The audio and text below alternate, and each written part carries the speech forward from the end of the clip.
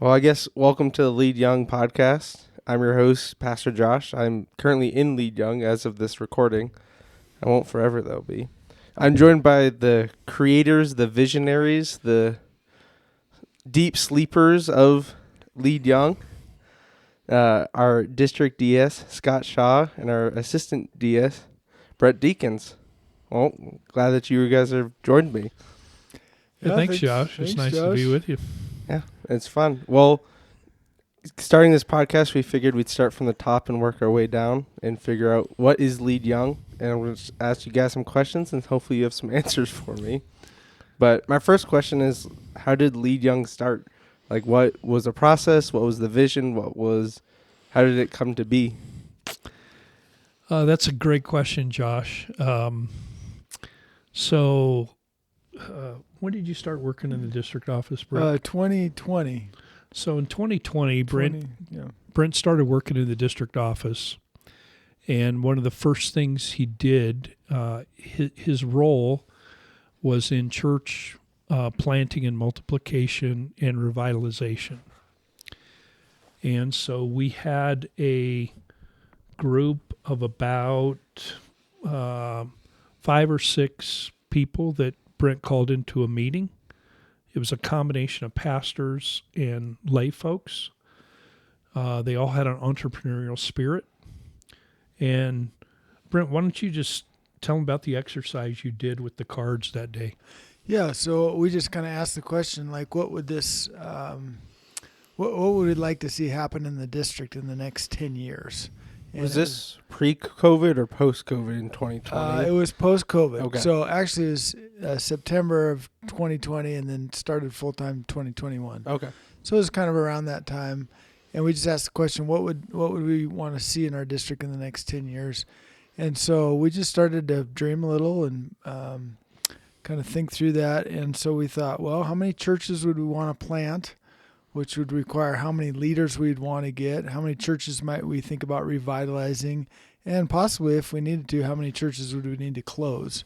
And so we just talked about that, and then on a card, I asked everybody to just put all their numbers down. And so once everybody kind of put all the information down, we just said, well, here's kind of an average of what we're thinking as a group. And it was pretty big dreams. I mean, I think we were hoping to have 100 leaders that we needed to do what we thought God wanted us to do in the next 10 years. Mm-hmm. So here we had this number, 100 leaders, that we were just kind of, thinking about, dreaming about, considering. And the question, as you work with this, is where are you going to find 100 leaders?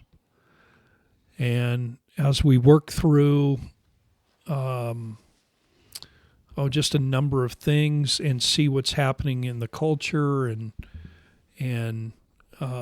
for district superintendents today, finding leaders is a huge part of the challenge. Why do you think that is? Why is finding leaders? Is it the type of people? Is it culture? Is it you look in the wrong place? Like, why do you think it's so hard to find leaders? Well, I really think that people are still very much being called. I don't think that's the issue. But I do think that we as the Church of the Nazarene are at times struggling to engage young leaders in the current church. And for some young leaders, they might look at the church and say, well, I'm not sure I've got a place where I can serve. And one of the things that we'll mention to you here in a minute is I think we raised the question that said, are we engaging young leaders? Are we actively calling them into places of leadership? Or are we just assuming that they'll lead or find their way? I think for a lot of experience in the Church of the Nazarene, we've kind of just had this expectation that here's the leadership path and people will find their way. And we didn't have to be very aggressive or assertive to engage young leaders. What would you say that you talked about this path? What do you say before Lead Young? What would you say that path looked like for someone? Well, once upon a time, we used to have a lot of leaders that would feel a call of God, go to our universities like NNU. A large percentage of those people would probably study and get started with youth ministry, maybe not thinking they would ever lead a church or pastor a church. And so that was kind of the path, and they get involved in our district ministerial development program. We're not seeing that happen as much, I think, for a number of reasons. There are young people, I think, that really do feel a call, but in some ways they're being discouraged because they're concerned about debt, school debt, those kind of things. I think I've heard of families that say, yeah, I know you have a call, but go get a degree where you're going to be able to make enough money to pay off your school loans. Mm-hmm. So I think that's part of it. I think the other thing is we're not seeing as many necessarily coming into youth ministry. There are other kinds of ministries that they want to pursue. Compassionate ministries would be a huge one, or maybe more entrepreneurial kind of ministries. People are kind of drawn to that. And sometimes they look at what we might call the traditional Nazarene church, and they would think, yeah, no, I really don't want to go pastor one of those kind of churches.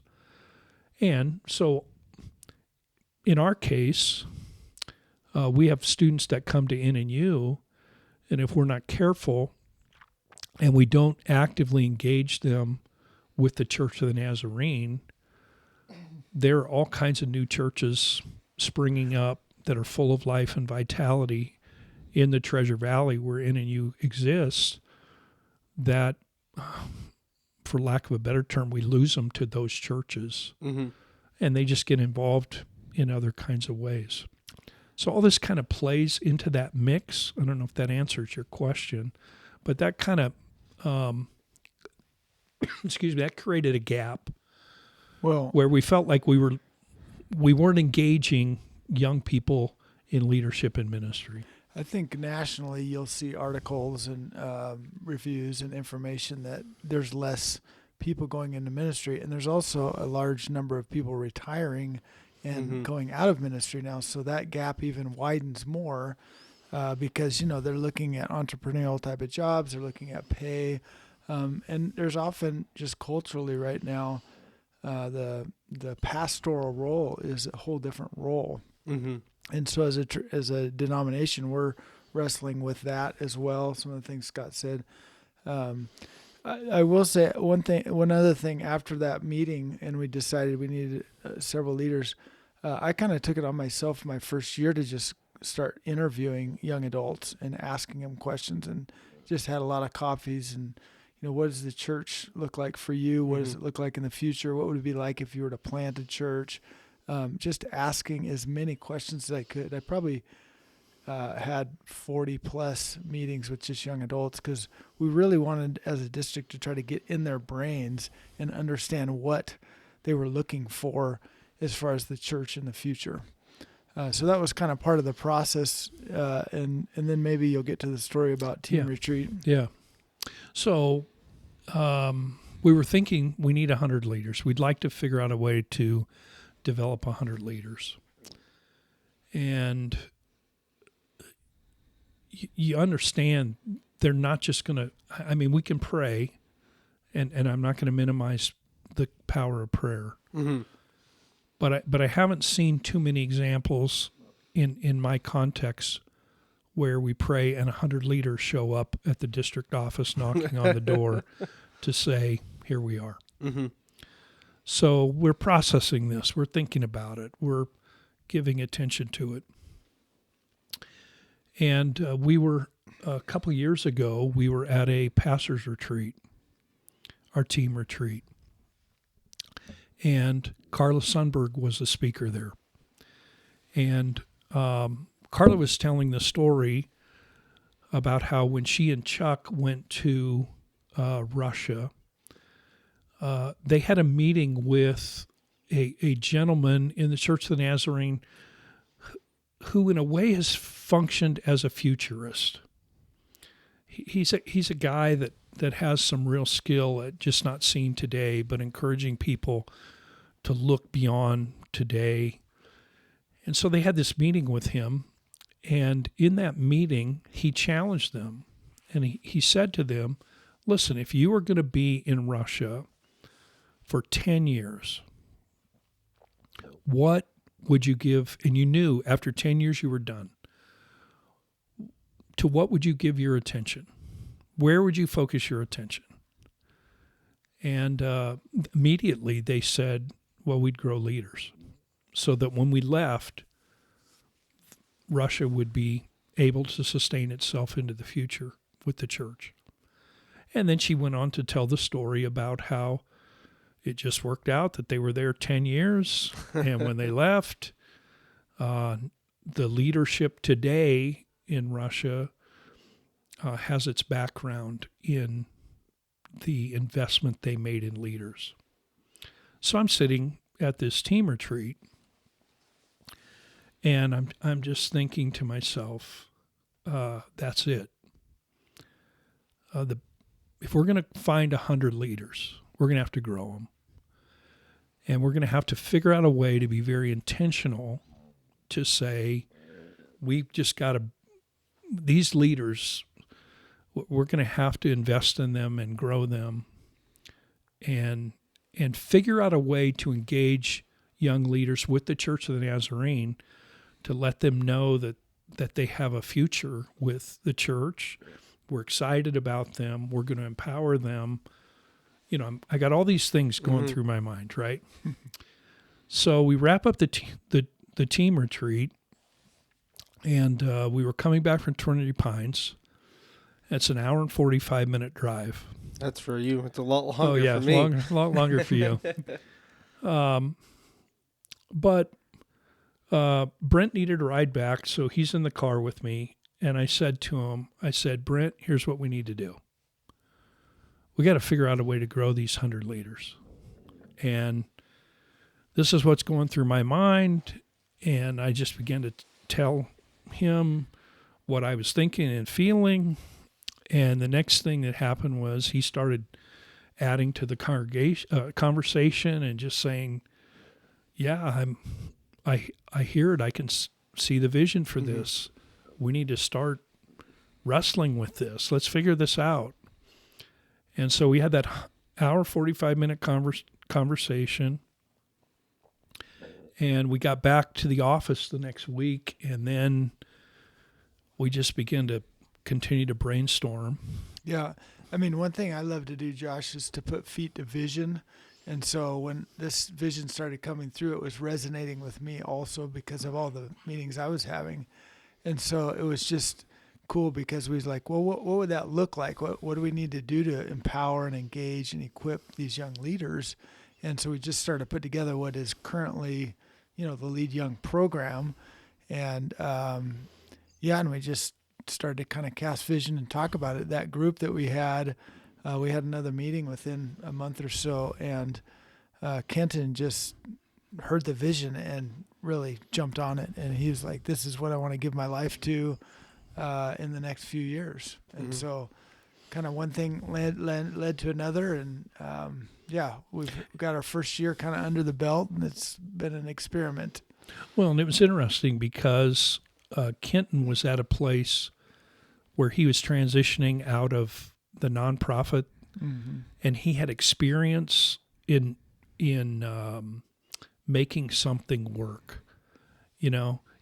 Josh, you can always get people who say, I could do that or I can do that, but they've never taken an idea and made it work. Right. Kenton had that giftedness. And so when Brent and I were talking on the way back from the team retreat, the big rocks of Lead Young were the things that we were discussing. How do we create mentors? How could we do coaches? How could we create a leadership kind of development program? All those kind of things. And like Brent said, when we got back and shared this with Kenton, man, he caught the vision, and I don't know, it was like 2 days later, he had a whole business plan. I mean, he had the whole thing kind of fleshed out so that we could take the next steps. Mm-hmm. So it wasn't like you handpicked Kenton at all. It was kind of just like it happened. Or when you were first originally thinking of it, did you have certain people in mind, or just more attributes of a leader in that position? That's a good question. I had talked to a few people, and so we were kind of thinking about things. But when we cast that vision to that group that helps on the district, you're going to probably have Kenton on soon because he's the director of this. Yeah. But you'll need to hear more about his experience. I mean, he basically went viral with The Shoe That Grows, Right. and because he knows how to raise money, and when he puts his passion behind something, he can make it happen. And so, for us, it was kind of a no-brainer because he just he was there at the right time, and he had the passion for it. Mm-hmm. So just a happy marriage there kind of happened. Yeah, it was great. And the other thing, I mean, I don't know if this is in right timing of the story, but Scott then started sharing this with other district leaders around the nation because we're not alone in this. Right. I would say when you first started being DS, you would get 2 or 3 resumes a week, and you'd start, working on trying to find placement for people. We don't get a lot of resumes in the office anymore, and so this whole concept of developing our own leaders was pretty critical. Do you think the lack of getting resumes from people is like, I never sent my resumes to you guys. I just went on the Nazarene job board or this recommendation type of thing, asking my professors or people to apply just straight to the church rather than a district. Do you think that's kind of fed into that a little bit? Or just like you were talking about earlier, the lack of leaders for whatever reason? Well, I think that's an interesting question, Josh. But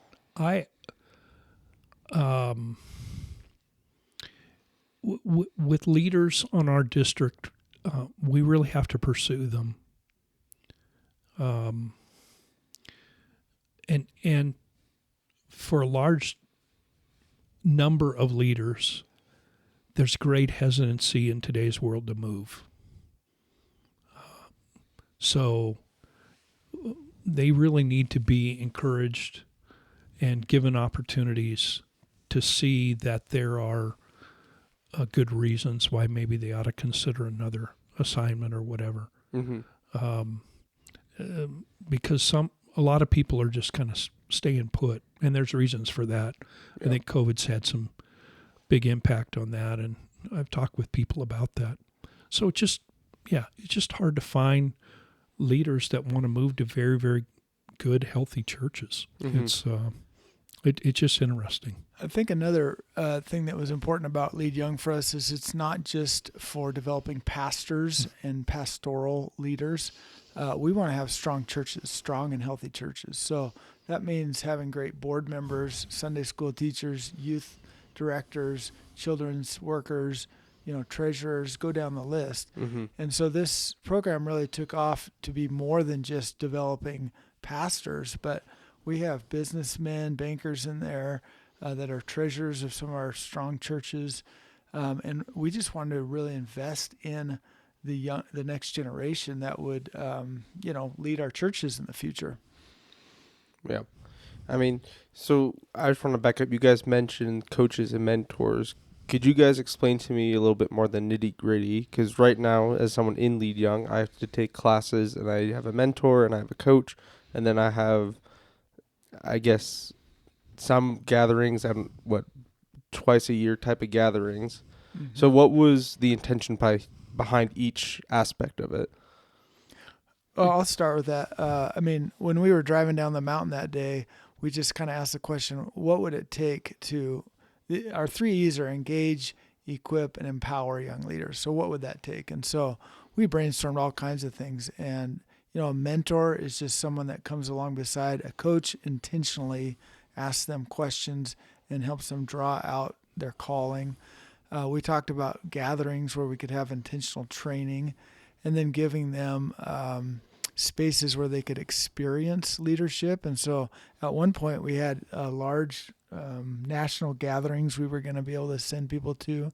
That became a big budget issue, but we were hoping to send 20 people to Catalyst nationally, and so we're still working on some of those. But all of it stemmed out of the question: what would they need to become the next generation of leaders? Mm-hmm. Yeah, and I think I had a conversation with a mentor a little over a week ago, who was just so very excited. Yes.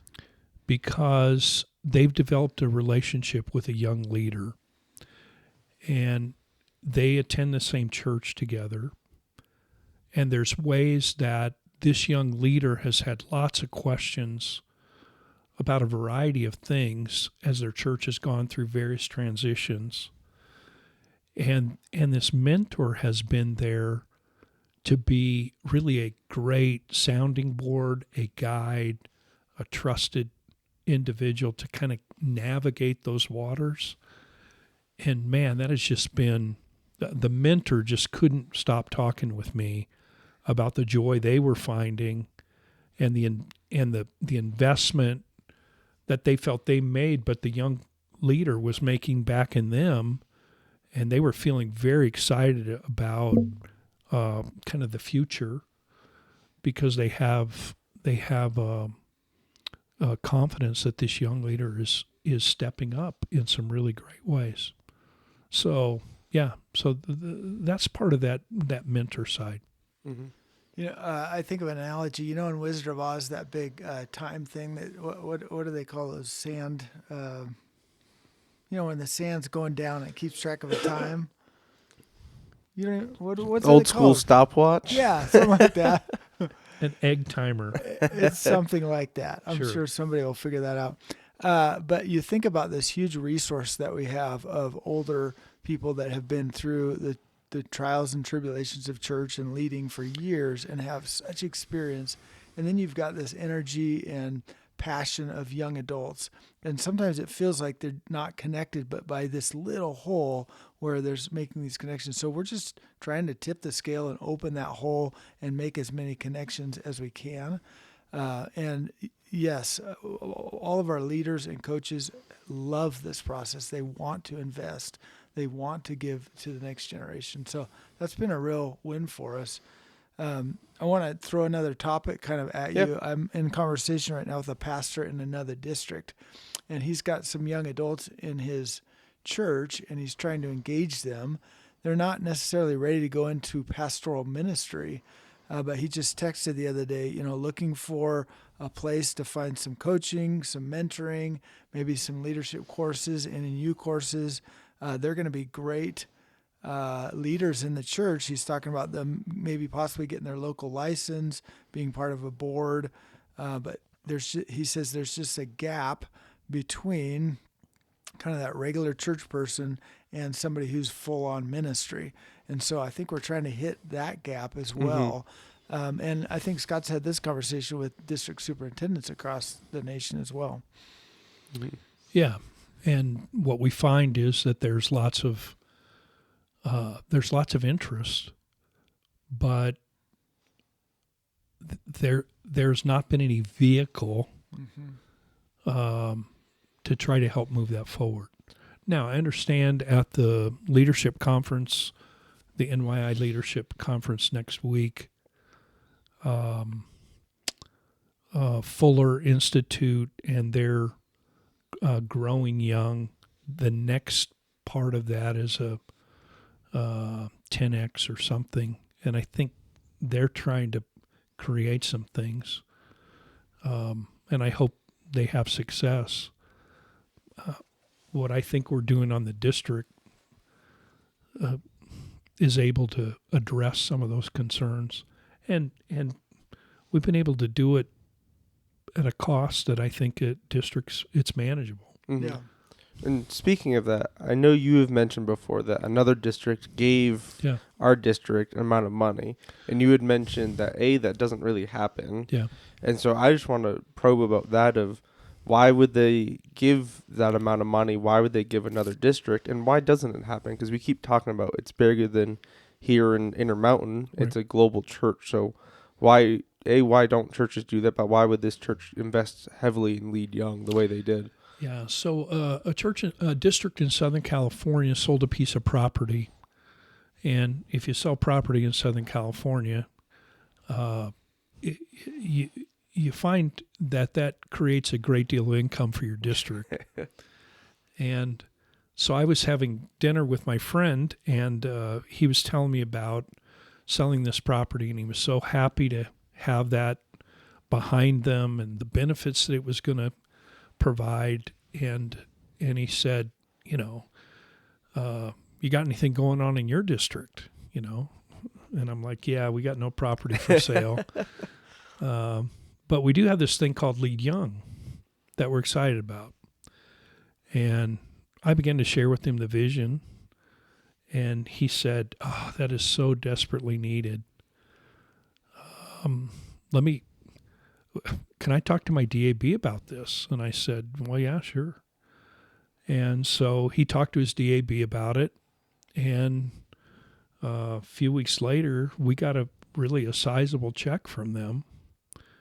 And our hope is that we can take the lessons that we've learned through year one, now that we've kind of field tested this for a year, and we can offer that to another district and encourage them to take similar kinds of steps. I know that Brent and Kenton have had conversation with that district, and I think there'll be a way probably in the near future that we need to send them to Southern California to just say, here's what we've learned, and here's what maybe we can teach you, and we can develop that kind of partnership. So their hope is to duplicate the successes of what we have here, or what do you think their end goal is? Well, I think there is some hope because the need's so great. And going back to your earlier question, Josh, why don't we do this more? I think districts can be afraid of district initiatives that aren't field tested and don't have any, every district has ideas. When I go to district superintendent meetings, I hear about all kinds of things happening in all kinds of districts. And some of that is works in one context but wouldn't work in another. I mean, there's all kinds of things. But I think, I think if we have things where we can say we have a track record and we've learned these things and we have something that could be passed along, I think there may be some more interest in that. Because I think what you're going to see at the NYI thing in a week is that there can be this really top-down approach. So Fuller comes out with this deal, and it's impressive because they've got $1 million behind it, and they get a certain level of buy-in, but I don't know what kind of ownership that they'll get. There's some resources that are there. We've got more of a bottom-up grassroots approach. And here again, I think it could be beneficial and helpful. And especially if we have, through people like you, some positive stories of ways that it's benefited, and we've encouraged and grown some leaders. So, yeah. Guys, it's called an hourglass. I found it for you. There you go. Yeah. Sorry, I grew up with a phone in my hand, so we never needed those. Unless there was some board game that I needed it for. I should make a comment about being older, but Yeah, be careful. I am curious, Josh, when you first heard about it, like what intrigued you about it? And I think you came to the first kickoff summit that we did last April. Yeah. I mean, I've always had mentors, and so that mentor and coach thing really got me. And I was new to the district still, and so the gatherings appealed to me, in which of, meet new people my age sounds good to me. kind of thing. And so I've always had mentors and seen the value in that. And so if I can get my hands on those kind of resources, then I'm going to take the advantage of it. The classes, I'm not a great school guy, but I'll take the classes kind of thing. And so that leads me into my next question is why the classes? Why 4 classes sets of 4 weeks? Why the particular subjects or classes? Or how did that kind of play in and come to be? Was that existing beforehand, or was it made just for Lead Young? Yeah, I can answer that. When we started talking about some training program, we went to NNU because we're basically right there, and they have kind of a professional development arm that they offer leadership courses to businesses, school districts all over. And so we started having a conversation with them on what that would look like for us. And they normally do 6 courses, but those are targeted specifically to industry and business and other things. And so just kind of how we had to massage it and work it a little bit to get there. Our goal was to actually give back to Lead Young people not only the leadership training and professional experience and connections, but also like a leadership certificate that they could put on their resume and use as they launch into their professional career. So it kind of was a mixture of all of that put together. We're still thinking about what is the best and what kind of feedback are we getting on not only those courses, but other ways that we can, our main goal is to equip and empower and engage young adults. And so whatever we can do, that's kind of what our focus is. But that, how it laid out, all the specifics and courses and Zooms and this and that, just basically had to do with that conversation with NNU and what they had to offer. Mm-hmm. And then the last piece I guess we're missing is the gatherings. You guys have spoken at the gatherings, been at those things. So what's the goal of those things? They typically, how they go is a little bit of worship, a speaker, lunch, speaker, maybe some breakout. That's how this podcast came to be, was that I know they've been talking about the Lead Summit as their big gathering, but these little gatherings, what do you think the goal is? What's the idea behind those? Of that, I think it's a matter of connection. As much as the mentoring and the coaching kind of happens more on an individual basis, we do hope that we develop a cohort that is able to function and make connections with other people, be a part of the community, stay connected to the wider district and those kind of things. And so to have kind of a teaching or instruction piece and an inspiration piece and all of those kind of things for that cohort, we think that provides a good opportunity for that group to feel a sense of togetherness. Mm-hmm. So they're not just 20 plus individuals, but they are a group. Yeah, and I think that's something Kenton will probably address later in a podcast. Is one thing we learned is we did not have enough connection. One of the reasons you said is you wanted to connect with more young adults. Yeah. And so we learned this year that we need to provide more opportunities for that, an initial gathering, some more things where you could feel more connected throughout the year. Mm-hmm.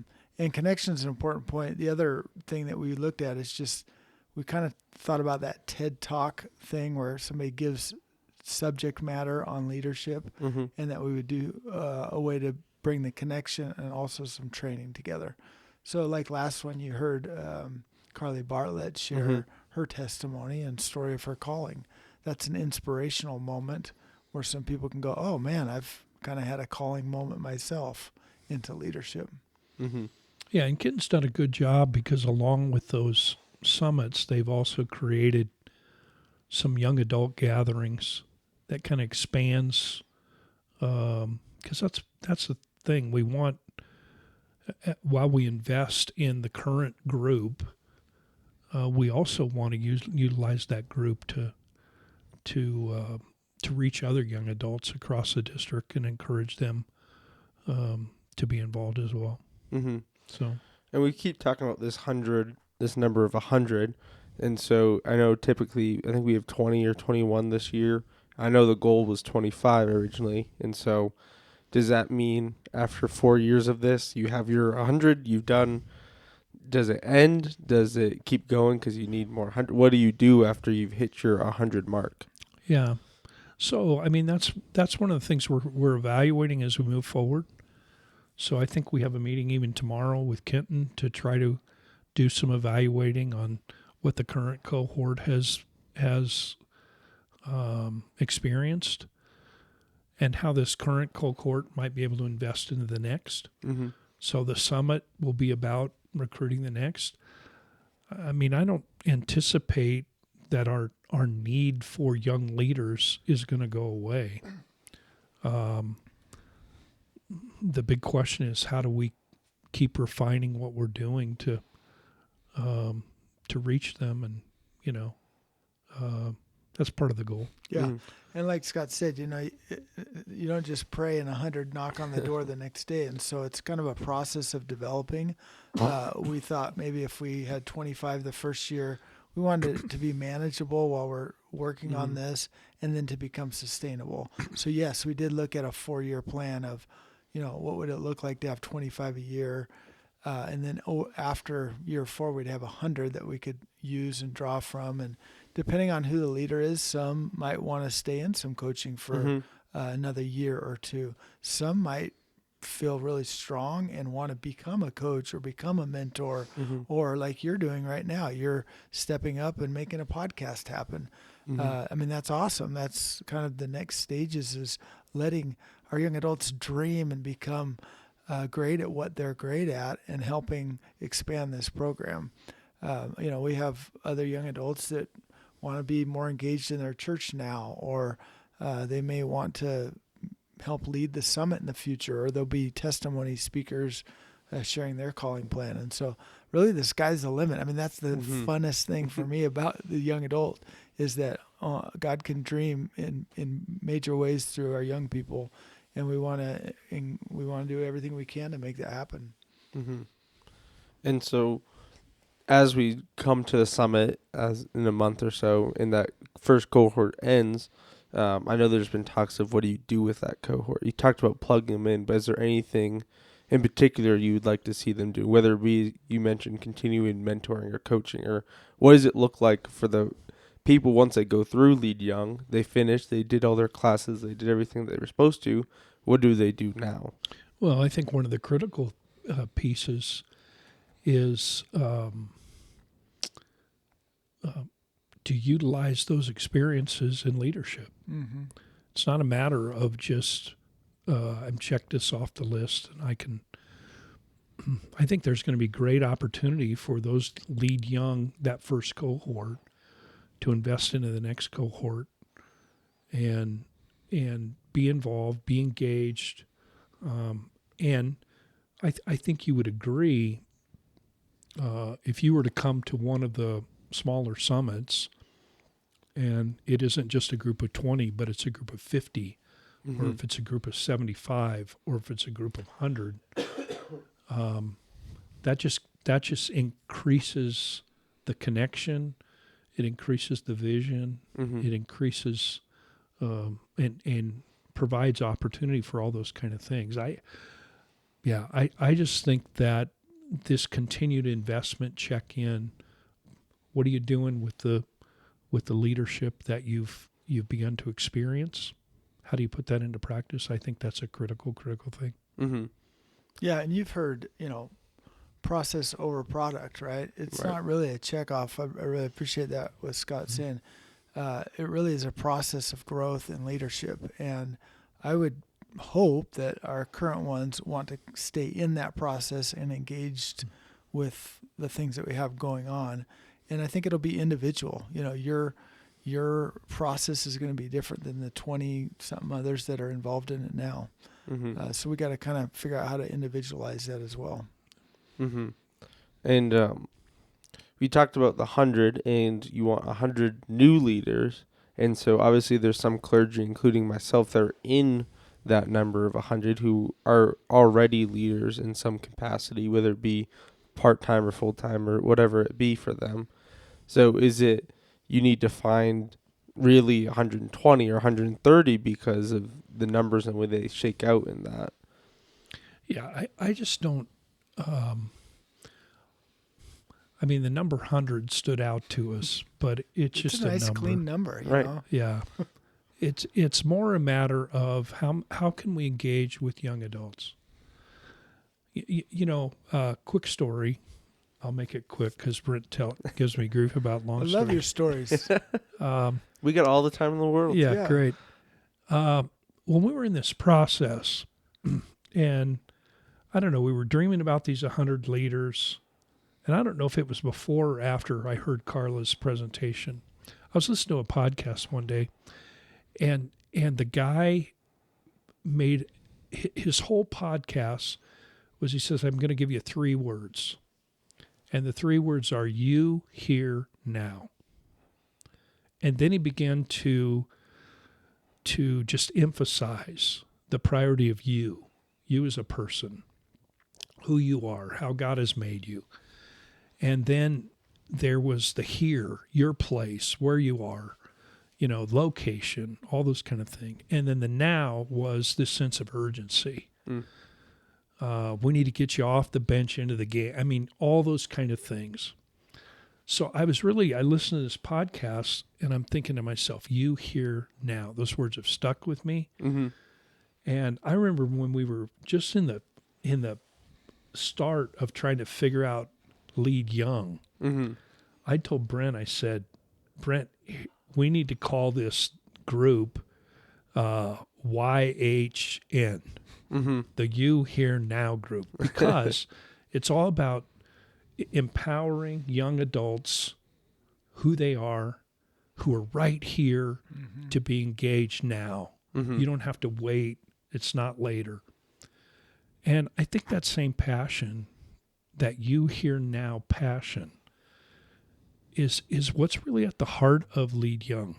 So a guy like you, Josh, or the other participants, it's not a matter of we're trying to train or prepare you for something into the future. Mm-hmm. No. It's engaging young leaders to say, right now, the Church of the Nazarene has a place for you in your local church or wherever to serve. And we're trying to figure out how we can build a fire and a passion within young leaders for that right today. So, I'm not going to complain if we find 150 rather than 100. But that's really the passion of our heart. How do we encourage young leaders to engage at that level? Mm-hmm. So why didn't we get this labeled You Here Now? You know, why is it labeled Lead Young? Branding took over. The branding company took over, and Yeah, and I just get to hold on to that story, Josh. Deep in my heart, Josh. This is the YHN group, but I'll let them be Lead Young.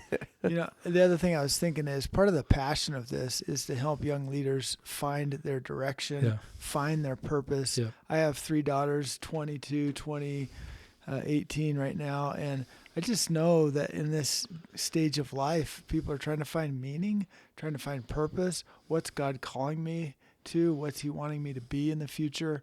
And so if we can come alongside people as they're going through that process and that journey, we just think that it's for the benefit of mankind, people, all that, but these young leaders and then our churches.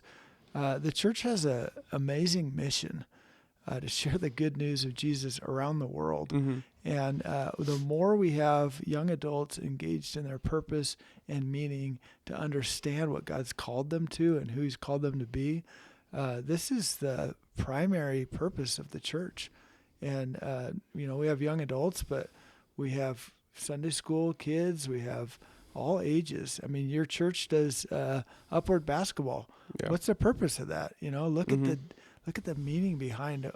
So it really is about the why, not about getting 150 or 99. I mean, we just really care about what God's doing in young adults here in our district, and hopefully extending. Yeah, and I guess I would add one more thing to what Brent said.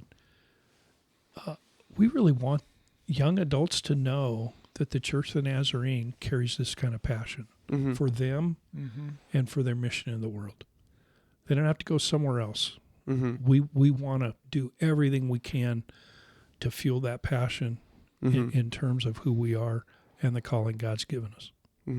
And so, as we launch this podcast, this is going to be the first episode, and hopefully we get this done by the conference coming up, so you'll have people from all around the country listening to this. And so what would you want to say to, students who go, well, I don't know what this Lead Young thing is. I'll listen to this podcast, and hopefully it gives me some more details of what it is. What would you want to say to them? What would you want to say to the local pastor who has a kid in Lead Young or wants to be in Lead Young? And then what would you want to say to the district leadership, whether it be the district that has given us money to start this or to a district that's thinking about something similar to it? What would you want to say to those three people? Yeah, I think I'd want to say that we've had a passion that we believe God has really placed upon our hearts for this. We field tested this for a year, and we feel like we're making progress in providing a very practical, workable opportunity for districts and young leaders. And, the mission that we have to encourage and engage, that's just an equip. It just makes sense for us to be involved in this way. And I think every district has the resources to be able to do this. And if they can learn, or if we can help facilitate that, we'd be more than happy to have any conversation with anybody just to say, here's what we've done. You can take whatever we've done and use it and make it work on your district, adapt it, make it work. So I guess that would be my message. We really are just looking for young adults and trying to do what we can to partner them with folks within the life of the church who will stimulate their growth in Christ and as church leaders, whether they be ministers or lay folks. Yeah, I was just looking back at some of our notes from the initial, because it really comes down to the why. They've probably heard this quote before from John Wesley: "Give me 100 preachers who fear nothing but sin and desire nothing but God, and I care not a straw." I mean, this is good stuff. Whether they be churchmen, clergymen, or laymen, such alone will shake the gates of hell and set up the kingdom of heaven on earth.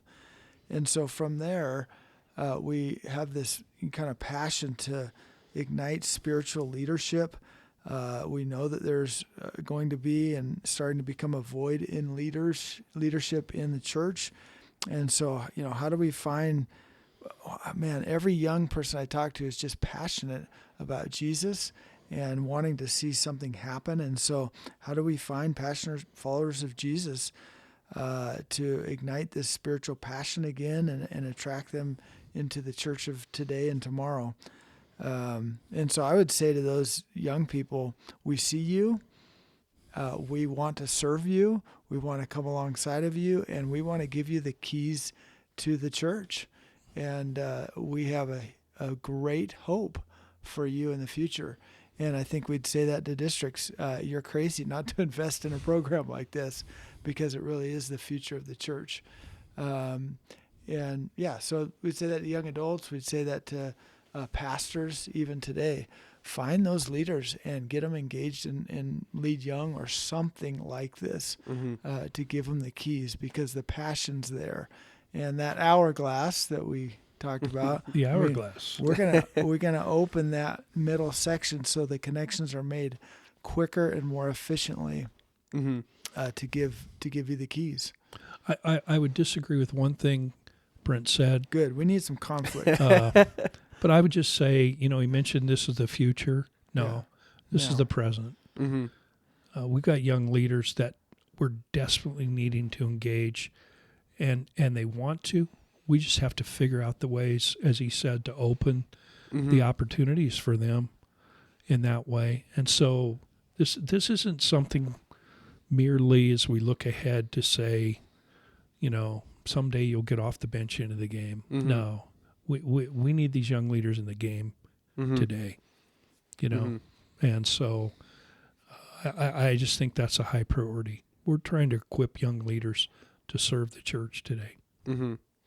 And so would this be a similar pitch to as we get mentors and coaches and people in upper leadership like that, or is it kind of a different pitch about investing in leaders, and how do you convince someone to become one of those people? It's not hard. No. Mhm. We did a sign-up sheet a year ago or such at District Assembly, and it's amazing how many people. Our biggest difficulty in that sign-up process was that I think we had more people sign up than we needed, Mm-hmm.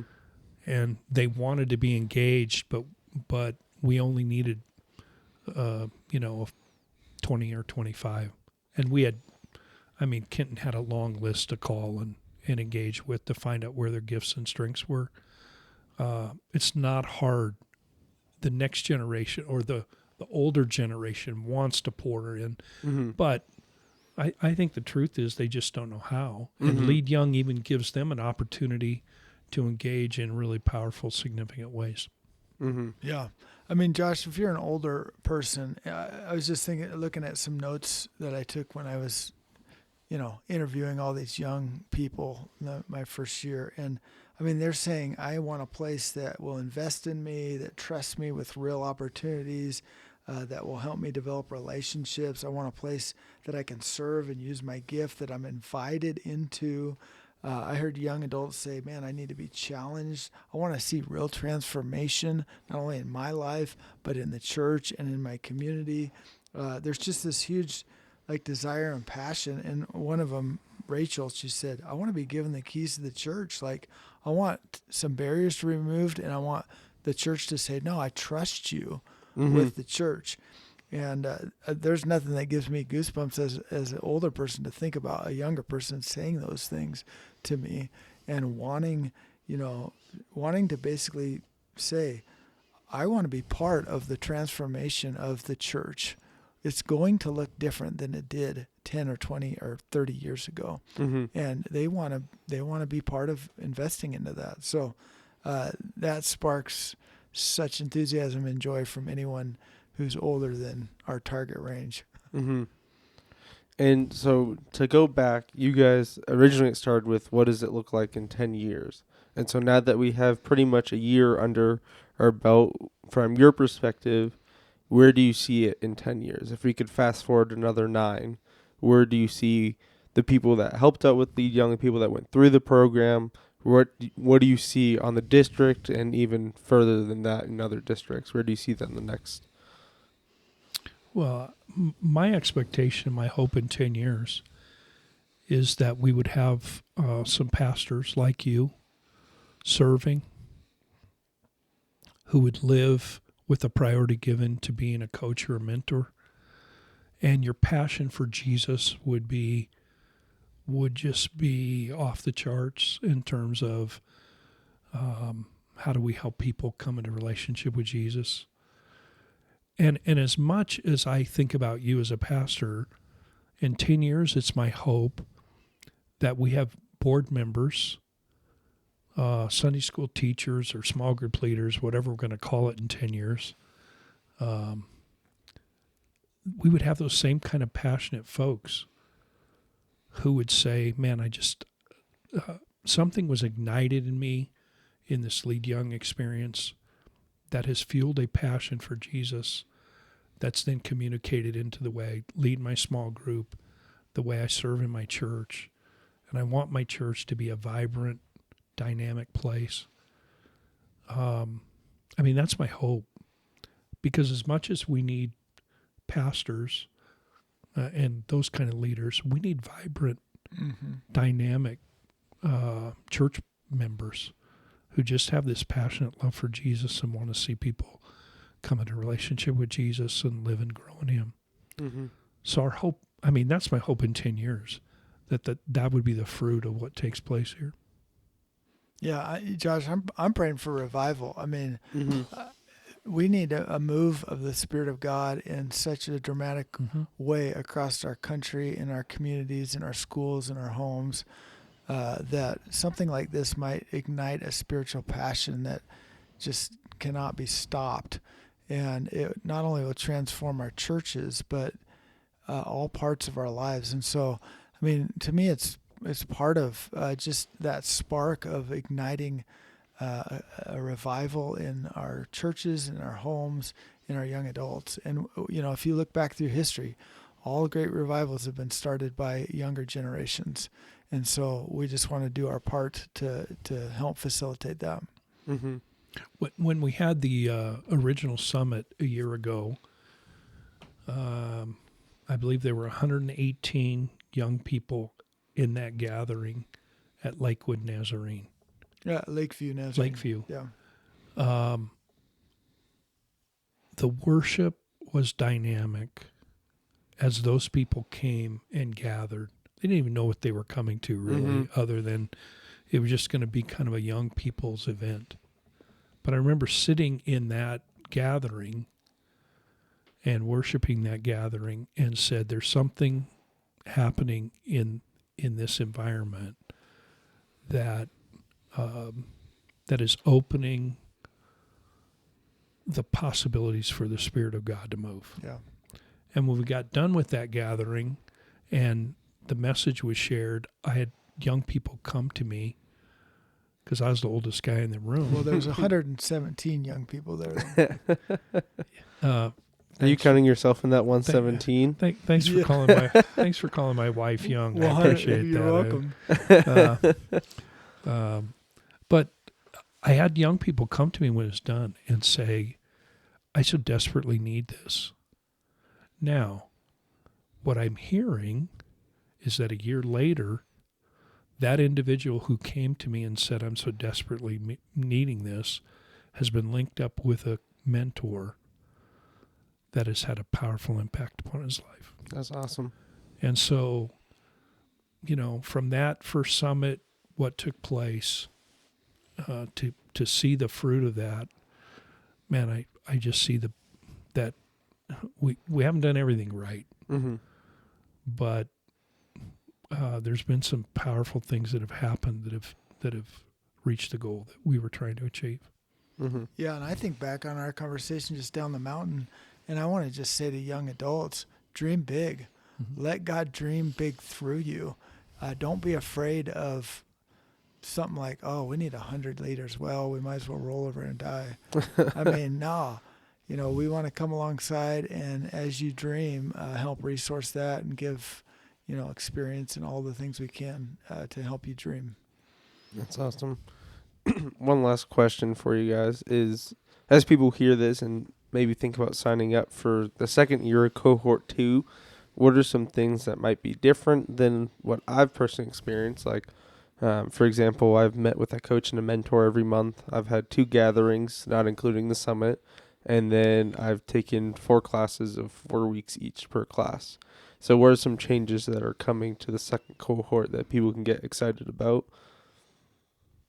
Yeah, I think the excuse me. I think the coaching and the mentoring side is gonna. I mean, that's at the backbone of what we're doing, and there is a teaching training side that's going to be consistent. How that is delivered and what the focus of that teaching will be, I think we'll be undergoing some change. Just because we stepped into what we might call, and we talked about this the other day, more of a generic leadership teaching program within NU, and whether that's the best for the nature of the cohort, that may shift some, and so that's kind of in development.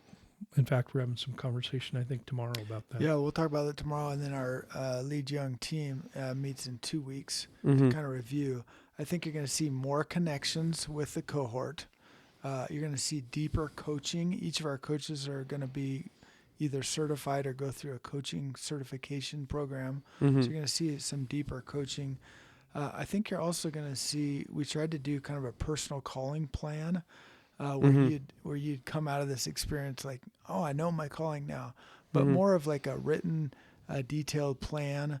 I don't think you necessarily have that right now. I don't know about your experience, Josh, but I mean, so I think you're going to just see some things that we've done well, done even better, and some things that we've missed, especially the connections happen a lot better this year. So I hope it'll be a fantastic experience, and we'll just be able to see, another cohort of 25 and maybe even grow from there. Mm-hmm. I think one other piece too, Josh, is we've had conversation and we've kind of got it in our future, but we will be, NYC is coming to Salt Lake City in 26, and part of our dream and plan is that our lead young participants will be engaged somehow, because I know they'll need to be leaders and helpers, whatever the role, aides, and our hope is that at that point in time we could say to the folks at NYI, we've got potentially 75 folks that we'd like for you to put to work in some way. Yeah, that would be awesome. That can be a beneficial thing for everyone. Mm-hmm. Yeah, that'd be really cool. Well, I hope people get excited about Lead Young listening to this and listening to Kenton and interviewing everyone else a part of it. But I think you guys have done a great job at casting a vision and giving people a better understanding of what Lead Young is as a whole and what goes into it on the backbone, and also what people can expect for the next couple of years about that. So I just want to thank you guys for your time and your vision casting and all that goes into Lead Young and preparing those things for me and everyone else in the cohort, I'm sure. But yeah, thanks for having us. And I think a sign off is like "Go Lakers" or "Go Warriors." No, right? I mean Celtics Yeah. are. Is that your best sign off? I think that probably works, seeing that he's wearing that the green. Even his headphones have that green. Yeah, Right, green go tint. Celtics. So, oh man. Well, I mean, Lead Young's green too, so. Remember, you hear now. YHN once upon a time, Josh. Yeah, it would have been Warrior Yellow. Yeah, It didn't fly, but that was part of the dream. Yeah. Yeah. Thanks for Well, having us, yeah, Josh. thanks. It's been fun. Thanks for being here.